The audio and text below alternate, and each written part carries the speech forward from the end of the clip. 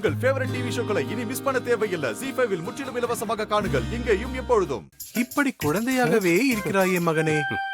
மகனே, நீ என் அருகில் வந்தால்தான் உனது ஜாதக அதிர்வலைகள் எனது உடலில் ரிசீவ் ஆகும். வா வா மகனே. சாமி என்ன இது சரிப்பட்டு வராது. நாமளே ஆக்ஷன்ல இறங்க வேண்டியதுதான். இனி இதை தவிர வேறு வழியே இல்லை.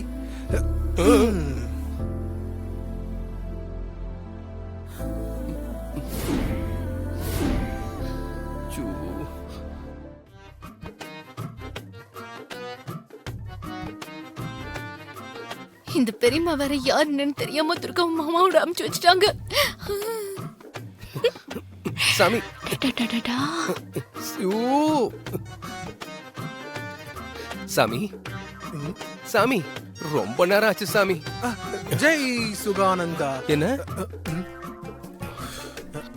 அதாவது மகனே, உன் நல்லதுக்காகத்தான் சொல்கிறேன். உன் குழந்தை தேவியின் நல்லதுக்காகவும் தான் சொல்கிறேன். புஷ்பாவை நீ கல்யாணம் செய்து கொள்ள வேண்டாம். சாமி என்ன சாமி சொல்றீங்க? அந்த புஷ்பா நல்லவள் அல்ல. அவள் ஒரு ஜெயில் பறவை, ஃப்ராட், மோசமானவள். அவள் உனக்கு பொருத்தமான ஜோடியே கிடையாது. சாமி ஏன் மகனே, ரொம்ப வருத்தமோ? உனக்கு அவள் பொருத்தமானவள் இல்லை என்று சொல்லும் போது உனக்கு பொருத்தமான பெண்ணை சொல்ல மாட்டேனா? உனக்கு பொருத்தமான ஜோடி யார் தெரியுமா?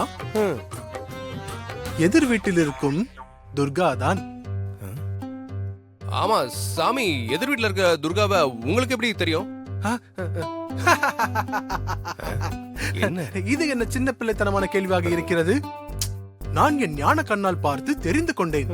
மகனே, நீ அனாவசியமாக கேள்விகள் கேட்காதே, வகுந்து விடுவேன். சரி சாமி. நான் ஏன் சொல்கிறேன் என்றால், இந்த அழகிய கண்களுக்கு பொருத்தமானது அந்த கட்டழகி துர்காவின் குண்டு குண்டான கோலி குண்டு கண்கள் தான். அப்புறம் இந்த உதடு இருக்கிறதே உதடு, இந்த உதடுகள் துர்காவின் தேனில் ஊறிய பலாச்சுளை போன்ற உதடுகளுக்கு பொருத்தமானது. புரிந்ததா? சாமி சாமி என்ன சாமி பண்றீங்க? ஜெய் சுகானந்தா, ஜெய் ஜெய் சுகானந்தா. கொஞ்சம் ஓவர் ஆக்டிங் பண்றோமோ? சாமி நம்ம போலாமா? போகலாம் மகனே, போகலாம். சாமி அப்புறம் சொன்ன விஷயங்களில் கொஞ்சம் கவனம். அந்த புஷ்பா உனக்கு பொருத்தமானவளே அல்ல. என்ன புரிந்ததா? புரிஞ்சது சாமி. போலாம்.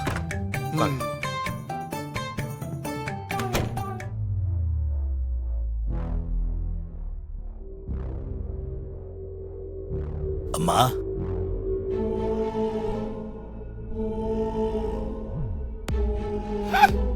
இது யாரு புது சாமி? இவன் மாடிக்கு போயிட்டு இப்படி வரா? அச்சச்சோ அச்சச்சோ, நெஜ சாமி.